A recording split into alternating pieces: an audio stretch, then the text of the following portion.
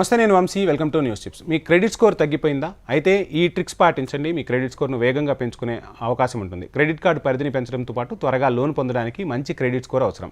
దీన్నే సిబిల్ స్కోర్ అని కూడా అంటారు. ఇది 3 అంకెల సంఖ్య. ఇది 300 నుండి 900 వరకు ఉంటుంది. ఇది కస్టమర్ సకాలంలో చెల్లింపు తీరును చూపిస్తుంది. ఇప్పటి వరకు మీ personal loan, home loan, auto loan, overdraft వినియోగం, సకాలంలో లోన్ రీపేమెంట్ మీ స్కోరు బాగుండేందుకు కారణమవుతాయి. ఈ స్కోరు మీరు మీ బకాయిలను సకాలంలో చెల్లించడం కోల్పోయారో లేదో చెప్తుంది. ఈ కారకాలన్నీ మీ క్రెడిట్ కార్డు స్కోర్ను రూపొందించడంలో సహాయపడతాయి.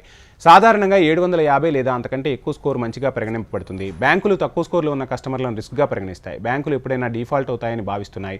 అటువంటి పరిస్థితుల్లో బ్యాంకు క్రెడిట్ కార్డు పరిమితిని కూడా చాలాసార్లు తగ్గిస్తుంది. మంచి క్రెడిట్ స్కోర్ అనేక ప్రయోజనాలను అందిస్తుంది. తక్కువ వడ్డీ రుణాలు, ఎక్కువ క్రెడిట్ స్కోర్లు ఉన్నవారు తరచుగా తక్కువ వడ్డీ రేట్లతో ఎక్కువ రుణాలను పొందుతారు. ప్రాధాన్య రీపేమెంట్ వ్యవధిని ఎంచుకునే అవకాశం కూడా ఉంటుంది. కొన్నిసార్లు బీమా కంపెనీలు కూడా క్రెడిట్ స్కోర్ల ఆధారంగా ప్రీమియంలను సెట్ చేస్తాయి. బీమా ప్రయోజనాలు ఏంటి అనేది కూడా దానిపై ఆధారపడి ఉంటుంది. అధిక క్రెడిట్ స్కోర్ ఆటో, ఆరోగ్యం లేదా ఇతర బీమా పాలసీలపై ప్రీమియంలను తగ్గిస్తుంది.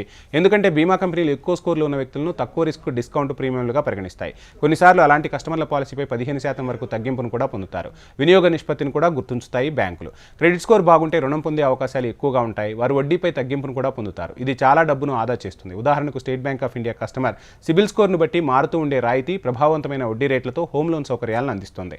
అలాంటి పరిస్థితుల్లో మీ క్రెడిట్ స్కోర్ను మెరుగుపరచుకోవడానికి ఎల్లప్పుడూ ప్రయత్నించండి. క్రెడిట్ స్కోర్ మెరుగుపరచుకోవడానికి అసలు ఏం చేయాలి? దీనికోసం సకాలంలో రుణాన్ని చెల్లించాలి. మీ కార్డు పరిమితిని ఎక్కువగా ఉపయోగించవద్దు. అంటే వినియోగ నిష్పత్తిని గుర్తుంచుకోవాలి. కార్డు పరిమితులు 30% వరకు మాత్రమే ఉపయోగించాలి. 70% లేదా అంతకంటే ఎక్కువ ఉపయోగం మిమ్మల్ని రిస్క్ జోన్లో పడేస్తుంది. ఈ చిన్న విషయాలపై శ్రద్ధ వహించడం ద్వారా మీరు మీ క్రెడిట్ స్కోర్ను ఈజీగా పెంచుకోవచ్చు అంటున్నారు ఆర్థిక నిపుణులు. ఇది